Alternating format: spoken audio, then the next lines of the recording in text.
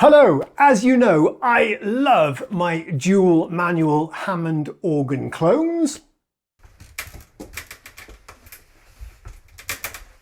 And that, oh shit, that...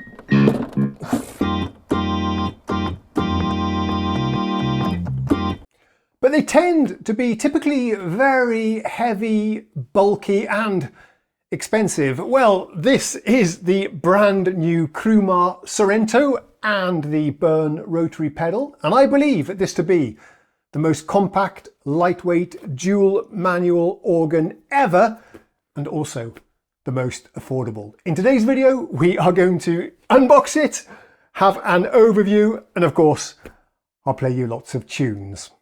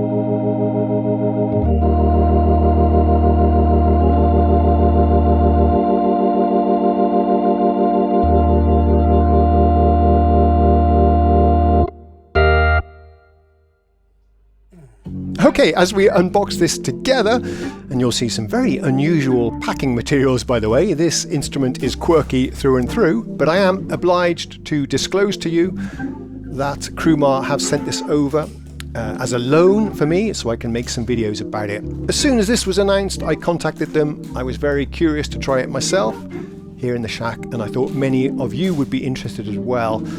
I do have the option to buy it from them at a discount should I want to do so. So that's the arrangement.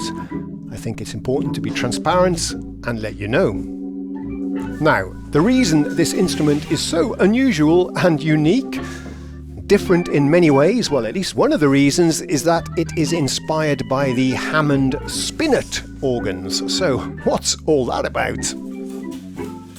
I think it's fair to say the most iconic Hammond organs are the console organ format, the most well-known of which is the B3, just that term has become legendary over the years. And these were often designed by Hammond, or the intention by Hammond was that these would be in fixed installations, in theatres and churches and so on, perhaps as a substitute for a pipe organ. Remember, that's why Hammond originally designed this organ as a replacement for the massive and very expensive pipe organs. So the B3, as I said, is legendary. Every keyboard player has heard of that, played by artists like Jimmy Smith, one of the founders of the jazz organ style, Booker T, as Green Onions, Joey D, Steve Winwood, Brian Auger, to name but a few. But there were other models using the similar internals as the B3, and this was the console organ style. So we have the C3 that had a wooden back panel to protect the modesty, hide the legs of female organists in churches. Also there was the A100 model, played by John Lord and used in Pink Floyd. These were big, massive organs with, they were large, expensive, very heavy, with two 61 key manuals. That's a keyboard, two of them, 25 pedals, big pedal boards, you'll see on those, 5 sets of drawbars, 91 spinning tone wheels inside. Yes, the sound of these Hammond organs was created by actual spinning discs and what are they, pickups, I suppose you would call them. Anyway, these console organs are very rare, highly desirable and very expensive today, both in the US but especially here in Europe. Typically you would connect a console organ to separate external amplification, most famously of course the Leslie rotary speaker with a spinning horn for the high frequencies and a spinning drum baffle thing for the low frequencies. I have a video all about that. I'll leave a link in the description.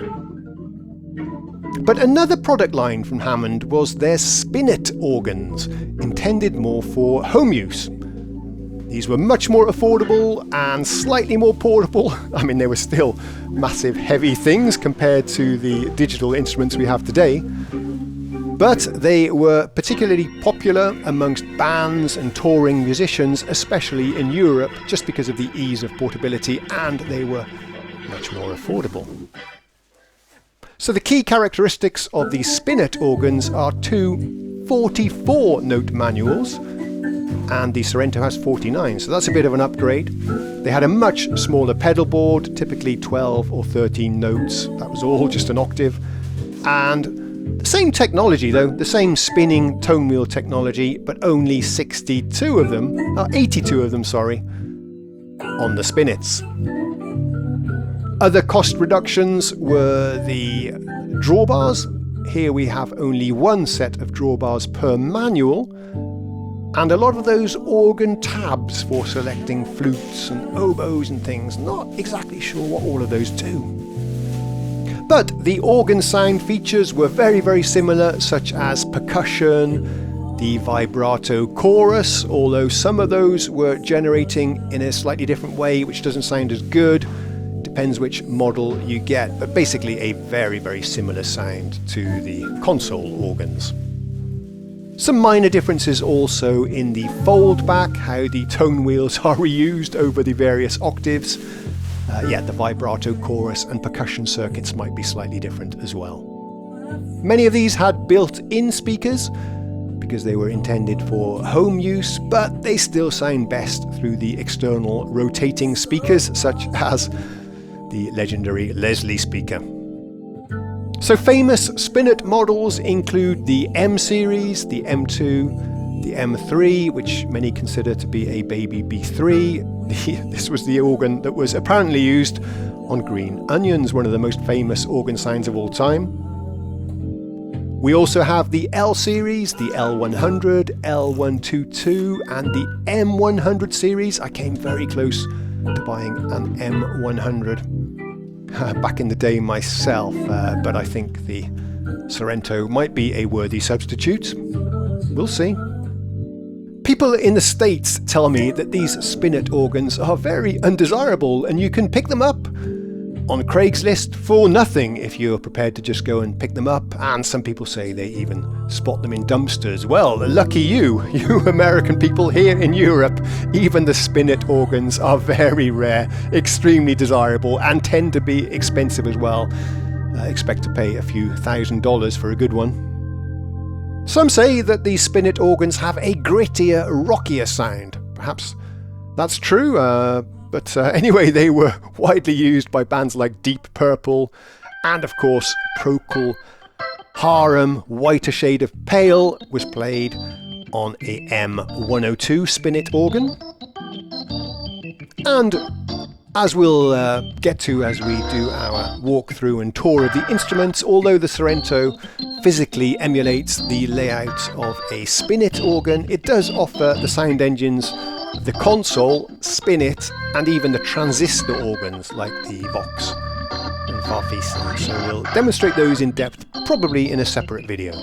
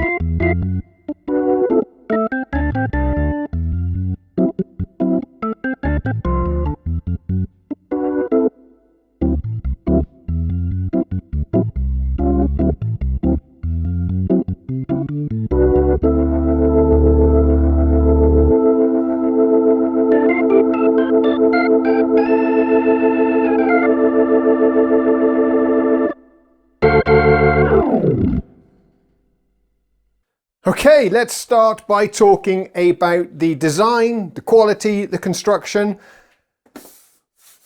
absolutely fabulous. It really is superb. This feels extremely professional, high quality and premium. Metal all around, thick metal, metal here, here, underneath. The base is thick, solid metal as well. And the sides appear to be a very nice wooden panel with a logo in the middle there. Yeah, as for the size, the dimensions and the weight, well, I do believe it's about 28 pounds, 14 kilograms, which is crazy good for a dual manual organ. And the footprint, more importantly for me, is extremely compact. In particular, the striking thing is the depth. It's extremely compact since they've put the drawbars on the left instead of them having on the top. On most dual manual organs, if you put drawbars on the top, it becomes a lot more deeper and it just takes up a lot of space in your room. I absolutely love the form factor of this. And by the way, it's interesting to observe over there, we have the PSR arranger keyboard. And these two are amazingly more or less the same size. In fact, the PSR, I have a case for that, and the Sorrento fits inside the PSR case. So very similar sizes. This is pretty much about the same size as your typical synthesizer workstation keyboard with just 61 keys. It really is great. Another very important thing to note and be aware of is that this ships as 2 units, or 2 units are included in the box, as you saw when we did our unboxing earlier. You get the organ, of course, and there is no built-in Leslie simulator, but you do get the pedal included in the purchase. This is the CRUMAR Burn 2025, a Leslie rotary speaker simulation. So it's very modular. You get your 2 different components here, just like it was back in the day when you'd buy your Hammond organ and you'd buy your Leslie, and you could switch them out for whichever organ and whichever Leslie speaker you wanted. And that is the philosophy with this one as well. CRUMAR want it to be fully modular, so you can swap this out for example a ventilator if you prefer. And also they are encouraging users to experiment and actually insert effects in between the rotary and the organ, just like we would have done back in the day. So you could add a pedal to simulate overdrive, for example, the overdrive in the Leslie amplifier, the preamps and the organ preamps as well. So yeah, that's really the idea here. Although it has to be said, even if you don't want to use this particular pedal, you have to buy it right now because it's just one package. But perhaps in the future, you'll be able to buy the organ separately. Today, you can buy the pedal separately, buy whichever pieces you need.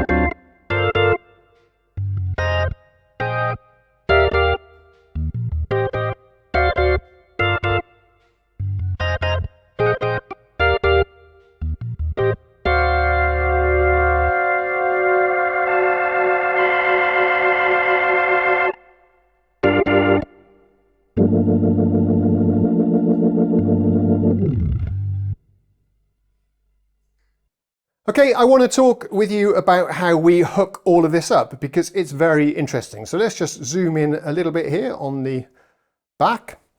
So the pedal has, you can see I've got 2 outputs. It's a stereo output, of course, because this is a rotary speaker simulation. That's going into my sound card over there, straight in there to the inputs. But to connect the organ to the pedal, it's very interesting. We're using this LAN cable. You see, and that supplies power to the pedal and audio. You see it's switched off now. So we don't need to use a 9-volt power supply. This doesn't run on batteries. You'll have to connect it to a 9-volt power supply, but very convenient that with one cable here, I can connect the pedal. I do wonder somewhat about the reliability long-term of these little LAN cable connections. You know, obviously the surface area of the contacts is much smaller than we get in a traditional jack. But, you know, only time will tell. But yeah, a very interesting choice. Let's get this in the right way. There you go. That's the pedal powered on. Let's take a look at the other connections. I'm going to have to go handheld here, but we have a mono input as well. That's the power supply input, mono input. If you're using this with a guitar, that's where you plug your guitar in, of course. It's not stereo inputs. Some of you were pointing out in the comments earlier. So you can only plug a mono signal in here, whether you bypass it or not. On the back of the organ then, we have power. Happy to say it's an internal power supply on one of these little figure of 8 connectors. By the way, a word of warning, the first time I connected this up, I was playing just the organ by itself, the pedal, and then, yeah, there's also a 1/8" 3.5mm headphone output there as well. Unusual to get headphone outputs on effects pedals, but very welcome. But I was using this just in isolation, and I was getting all sorts of horrible hum, hiss, digital noise. If I touched the pedal, I'd get interference. It was a really bad first experience actually, but to solve that, all you need to do is connect the organ or the rotary to some external equipment, and then it will be grounded. This instrument has a floating ground. This connector does not earth the device or the instrument. So yeah, you'll need to connect it to a keyboard amplifier, a sound card, PA speakers or something like that. And then you'll get a good ground and all the noise goes away. But I just thought I'd mention that in case you run into the same issue. So here we have a bass output, which is nice. This actually has a monophonic bass synth, which you can play from the lower manual. Never tried it because I'm not really interested in that. But you could send a separate output. This is the main output of the organ, which is in mono, of course. Here is our 1 cable connector to the burn pedal. MIDI on regular ports. We also have MIDI over USB. This presumably is where we do firmware updates as well. We have an expression pedal connected up. I'll demonstrate this for you in a minute. This is a nice Yamaha unit. Absolutely vital to play organ with an expression pedal. Otherwise it's just blaring all the time at full volume. And it just doesn't sound very good, really. You need to be able to dial back a little bit. If you have a nice car, you're not playing it, well, start again. If you have a nice car, you're not driving it foot to the floor on the gas pedal, are you, all the time? Same thing with an organ. You just need to ease off a little bit. Okay, what else do we have here? Oh, I think we covered it. Sustain pedal as well. I'll demonstrate how the expression pedal works when we play in just a little bit. I'm using it in all my demos as well, and it does respond very well, exactly like a Hammond expression pedal. It's not just volume, it affects the tone as well and the amount of drive, but I'll show you that later. So yeah, that's what we've got going on here in the back.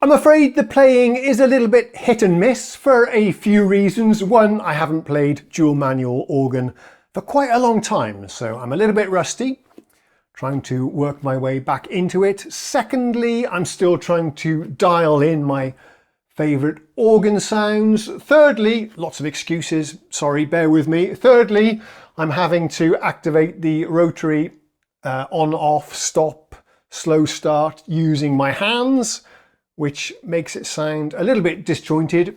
Ideally, I should put this on the floor, but I figured you want to see me operating it instead of just me doing it off camera with my feet. What was the fourth reason? Yeah, fourthly, another interesting thing I've noticed, this does have a high trigger point. Now, organ purists love this. The keys actually trigger just when you press them down about 1 or 2 millimeters. On a regular piano or synth keyboard, you have to press it all the way down to the bottom. Not so on this one, but that does mean I'm playing a lot of extra notes that I didn't intend to play. I'm not quite sure if I like the high trigger point myself on organ actions, but the organ purists definitely do, but it does take a bit of getting used to. Okay, let's talk about what makes this instrument truly unique. That's the layout of these two manuals. A keyboard like this, they are called manuals, an upper manual and a lower manual in organ speak. This is truly unique. There is no other product on the market, as far as I know, that's emulating a Hammond organ, a spinet Hammond organ with the shorter manuals that are staggered. So, on a console organ, this lower manual would extend up an octave to be in line with this one, and the upper manual would go down an octave. You're losing a whole octave here on both manuals. For me, that's not an issue actually. This one is fine. I can play bass and chords at the same time, which is what people usually do on the lower manual. I do find myself missing this a little bit though. But on the upper manual, not a problem at all. I never play down here. On the upper manual, you're typically soloing, playing a different comp or chords with different drawbar settings. I'm never playing down here. So this is fine for me. It does make it a little bit more compact, I suppose, as well, since there's space here for the drawbars. I want to talk about the style of these keys. These are not waterfall keys like you get on some of the Hammond console organs and many of the clones. That just means the shape of the front of the keys. These are more like, let me show you, let's get it down a little bit. These are more like synthesizer action keys.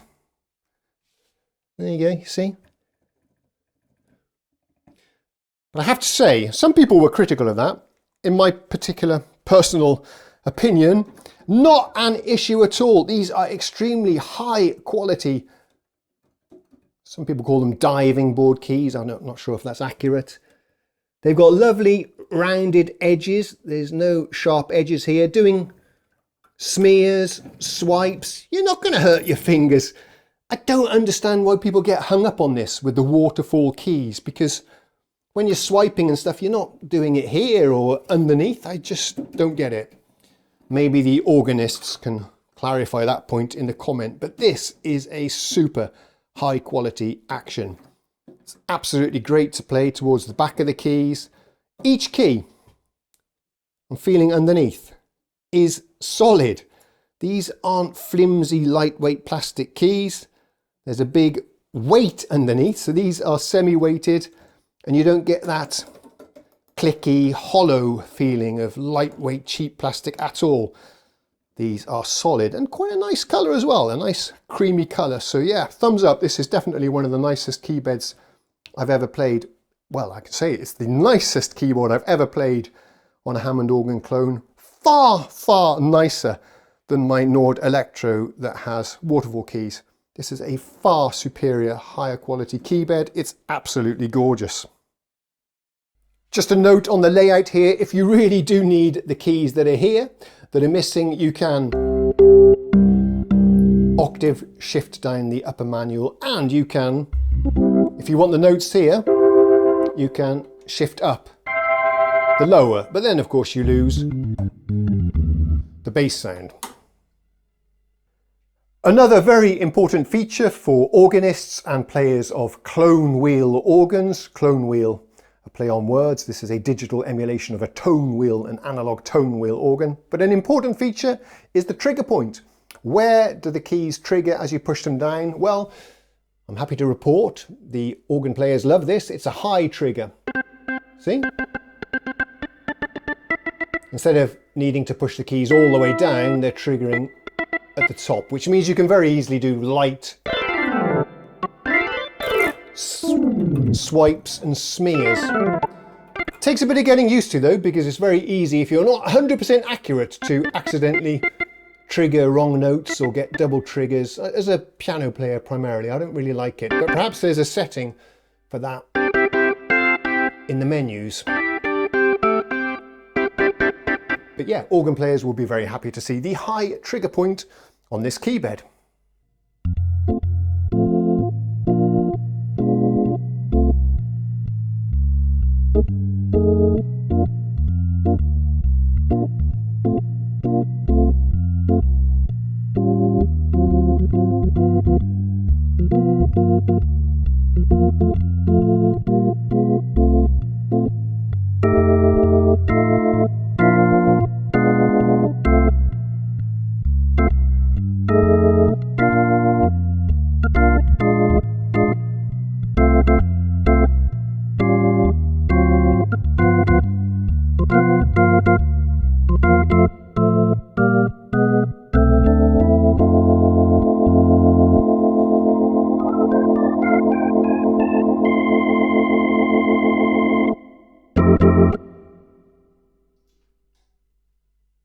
Over here then, of course, we have our drawbar controls, super important, just one set. And with this toggle, I can adjust if they control the upper manual or the lower manual. The lower manual, I never change the drawbar settings. I have them on 838, which looks kind of like this. And in fact, to make the lower manual a little bit quieter, I push these all in a little bit, okay? And once you've dialed that in on the lower manual, that's it. I've just switched to upper manual then, and I never adjust the lower manual again. That gives you lovely bass.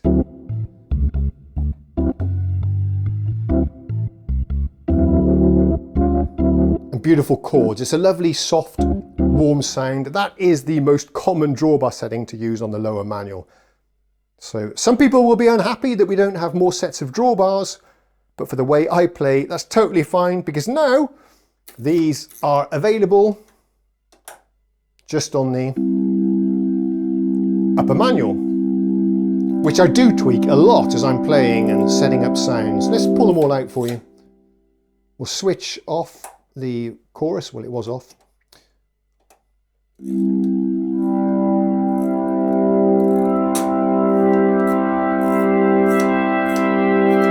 And as you can hear, these are the clicky drawbars that are stepped. And they feel absolutely wonderful. Let's give you a close-up of the drawbars in action.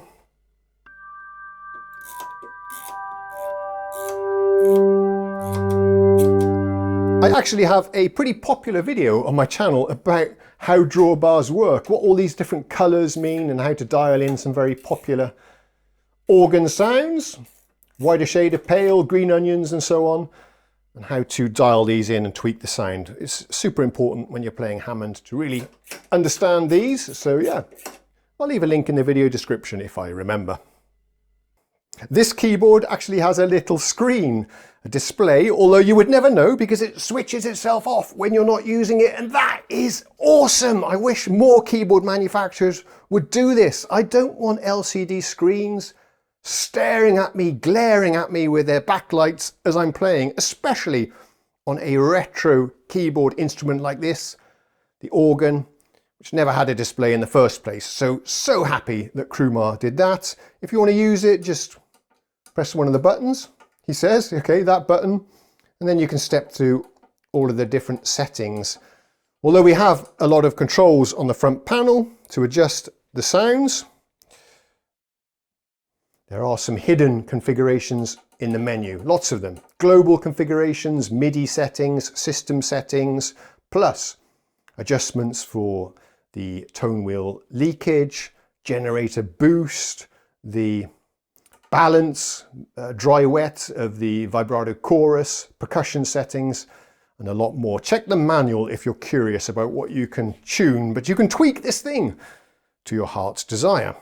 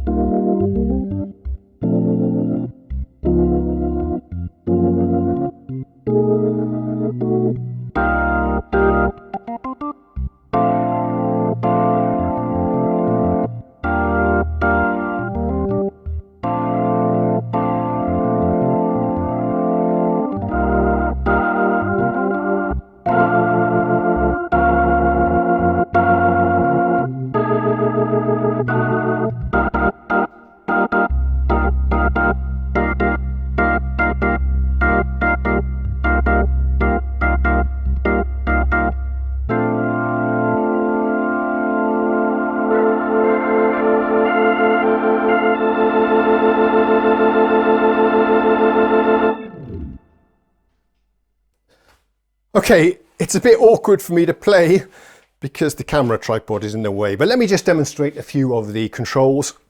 This video, by the way, I'm trying to keep at a high level, although I can already hear I'm talking far too much, but I'm just going to give you the facts, present the instrument for you. In a future video, I'll give you my opinions, thoughts, and more of my first impressions. But I want to say that until I've got to know the instrument a little bit more, and we'll do that in a separate vid. So yeah, this is all drawbars out. Let's disable the rotary simulation. You can just hear the raw sound. If you listen to my foot on the, I don't know if you can see it, but max on the expression pedal. I think they call it a swell pedal on the Hammond organ. If I pull it down to the minimum, take a listen. You can hear it's also like a filter. That's at the minimum position. It doesn't go all the way to silent, which is exactly like a real Hammond.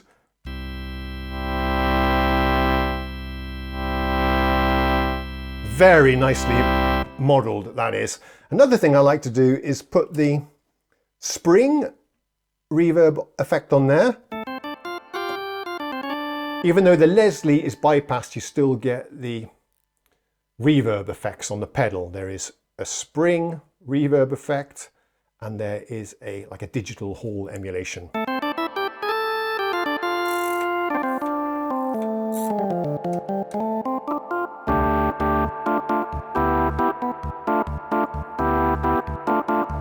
That's with the overdrive or the distortion effect switched on. Switch that off, we'll talk about that later.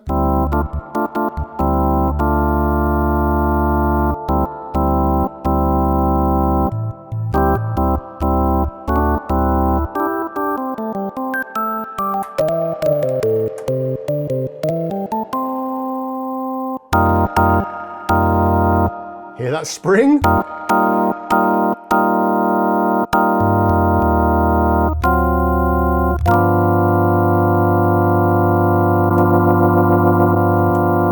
Okay, we might as well talk about some of these controls. This is the percussion section. Percussion is not like, if you're not into organs, you might think it's rhythm accompaniments. No, it's the little ping you can hear at the start. Switch it off. Switch it on. The settings to adjust the decay and the volume. Which harmonic it is. Let's just pull out this drawbar maybe. With it off. With it on. And it's monophonic. Well, you can play chords, but if you play legato, it doesn't re-trigger, which is quite a nice effect. So that's percussion. Switch it off for now. If you want to hear it through the Leslie, by the way. Without. And then we have the vibrato chorus, very important. I always have it switched on the lower manual. It just makes it sound richer. This is what it sounds like. Switch it off. Adds a bit of movement, boosts the volume a little bit, just sounds a lot richer. On the upper manual. And through the Leslie.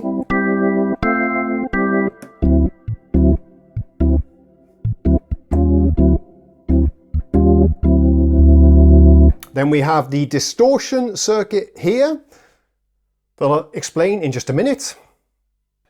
This video is sponsored by me and my YouTube channel members and Patreon supporters. Yes, if you want to see more videos from me, piano lessons, tutorials, synth tips and tricks, organ technique videos, then please do consider joining my Patreon or become a YouTube channel member for just a few bucks every month. Thanks in advance.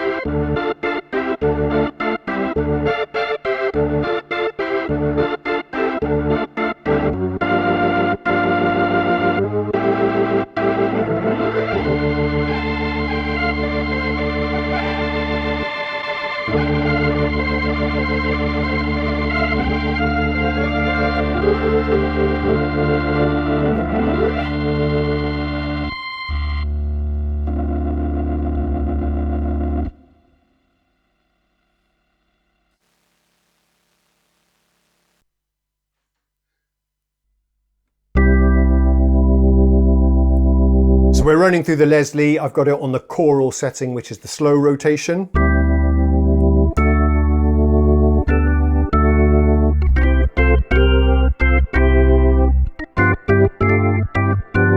Let's engage the effect.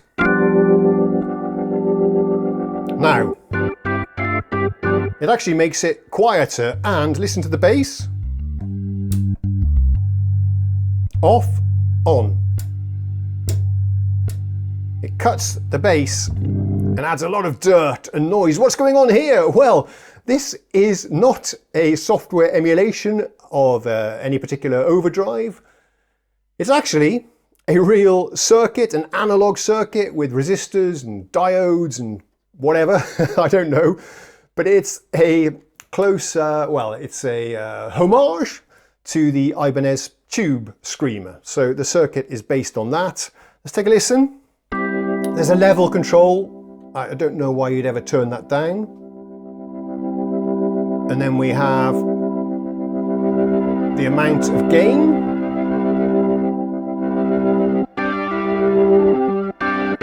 That's maxed out. And then we have a tone control. That just filters out the high frequencies from what I can tell. Hear that?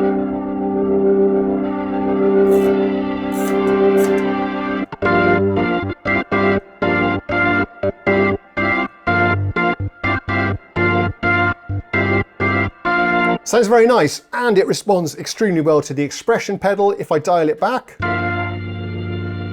can hear this distortion. Well, I've got it maxed out now. Let's back it off a little bit.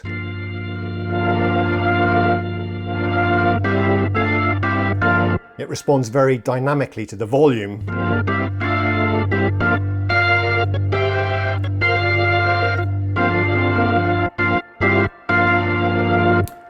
The problem though is that it robs the bass. Hear that? So if I'm playing solo organ with walking bass,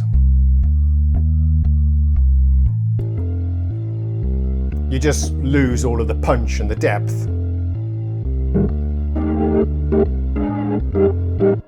So this circuitry, in my opinion, is pretty much unusable if you're playing solo organ or if you're making use of the left-hand bass, if you're comping, because it just robs all of the bass. So that's where the advantage of this modular approach, this philosophy comes in, because then you just attach your overdrive pedal of choice. You bypass this, put it to off.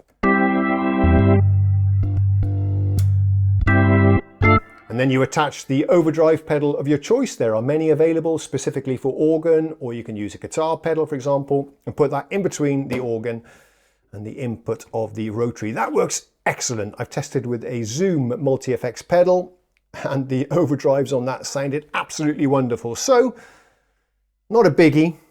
And this does sound fabulous, I would imagine, if you're playing in a rock band.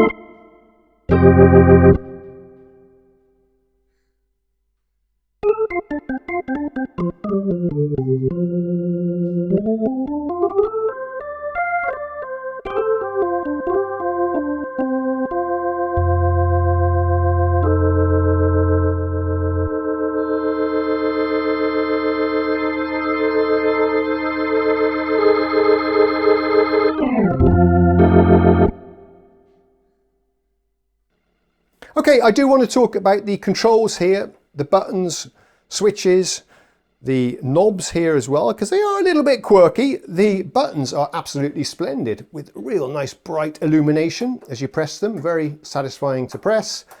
This, by the way, is the toggle where you select which type of vibrato and chorus you want. Come in this way.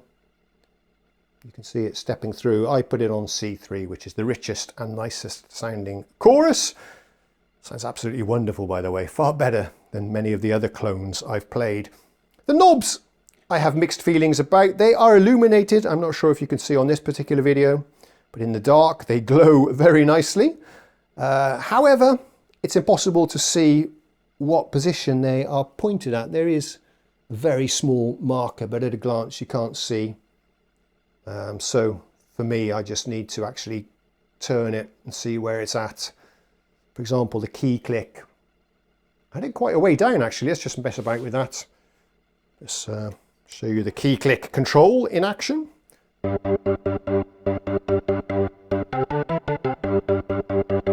Key click, funnily enough, was an undesirable artifact in the Hammond organ due to the contacts under the keys, but it did become a signature part of the sound and something that we really love today. Percussion level. There are more controls in the menus for the key click and the percussion level. This assignable, you can assign it to other parameters. I've set it to generate a boost. Not sure exactly what that is, but it does adjust the sound in very interesting ways.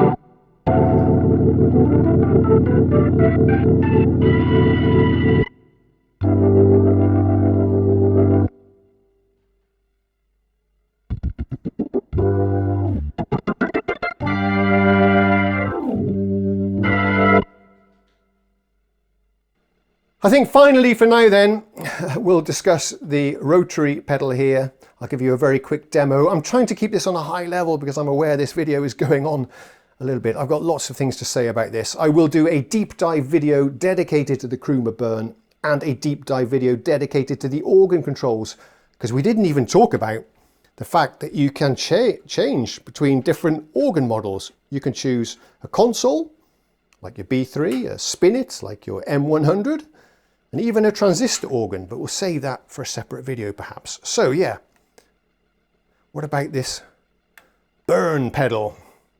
Let's take a little look.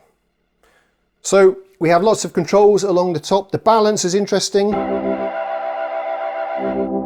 That's the balance between the mics of the upper spinning horn and the baffle in the bottom that's rotating for the bass.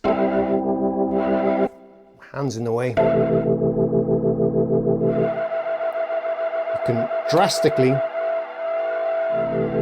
affect the tone with that knob. The other ones are much more subtle. I will demonstrate them in a separate video. You've got distance, how far away the mics are, the virtual mics, the angle, the position of the mics. You've got the speed, which is, all of these are very subtle adjustments, by the way. The ramp up and the ramp down time of these spinning speakers. And then we have the reverb. Down here, we've got the different styles of Leslie cabinets. We'll dig into that in a separate video. Memphis, if the rotors stop facing forward towards the microphone, and these are the two types of reverb. On the controls then,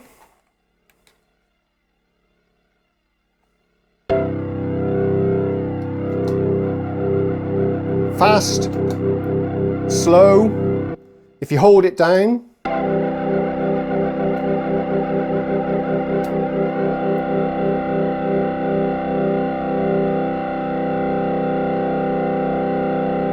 a long press will actually stop them from spinning completely. Applies like a brake. And in fact, some older Leslies were just 2-speed. You had stopped or fast. I love the sound of those, by the way. So I will sit down here and I'll just let you hear the sound of this as it ramps up and down to speed. Let's pull everything out.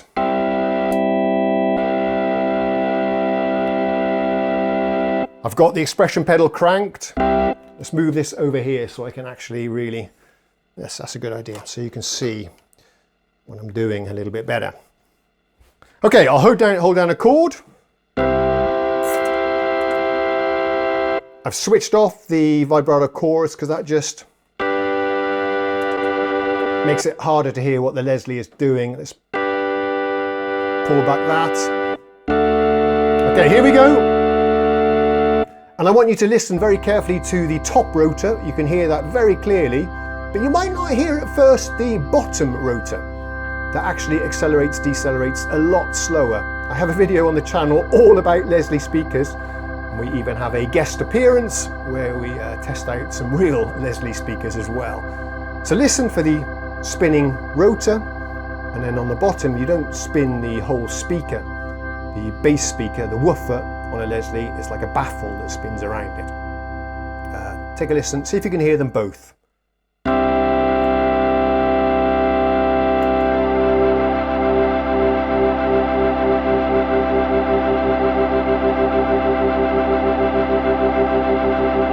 Stop.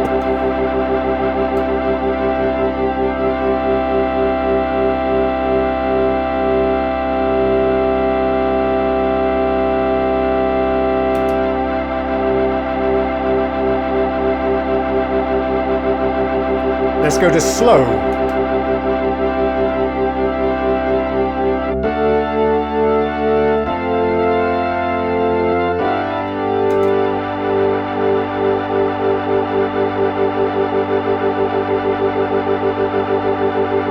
Takes a long time for that lower rotor to speed up. Let's isolate it so you can just hear that, or I'll boost the balance.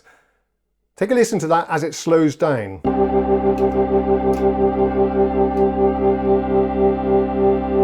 Still going. Now it's stopped. Slow, fast.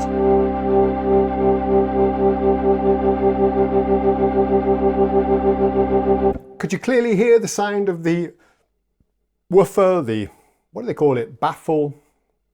Sorry about my terminology, but could you clearly hear the difference between the horn and the lower frequencies? Yeah, very nice. I'll do a separate video all about this and we'll explore all of the controls later.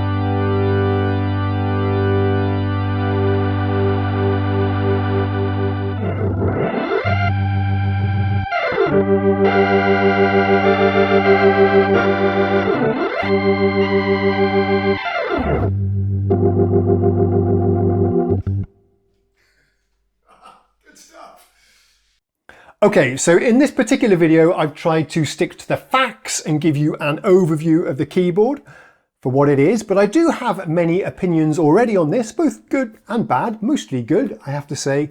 So I want to do a review video in the future, but I want to spend a little bit more time with this one first, getting to know it, to give it the best possible chance of a fair review. Other videos I'd like to make in the future, well, a big part of this is connecting pedals, effects pedals, between the organ and the rotary sim. I have some stomp pedals and effects that I love to try out to get some alternative overdrive sounds, perhaps, to complement those that are already on board. I'd also like to do a deep dive into the organ section, how you operate all of the organ sounds, the different tone wheel models that are on board.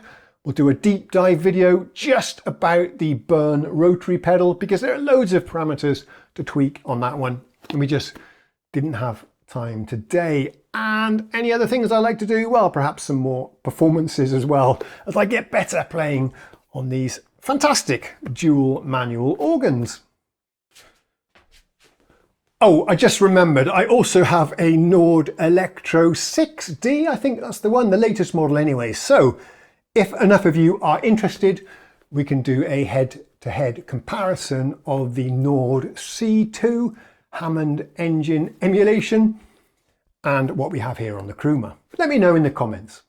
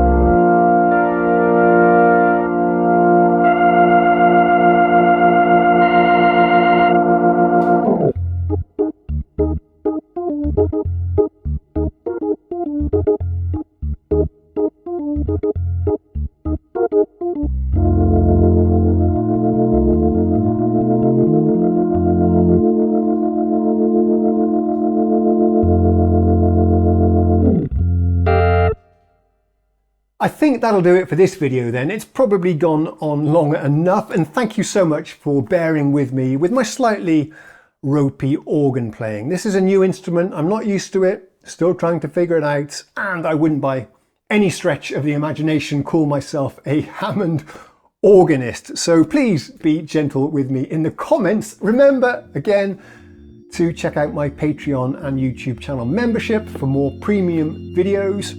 I'll certainly be covering this one over there as well. And also, if you enjoyed the video, please do subscribe. It costs you nothing, but it means a lot to me. Until next time then, cheerio.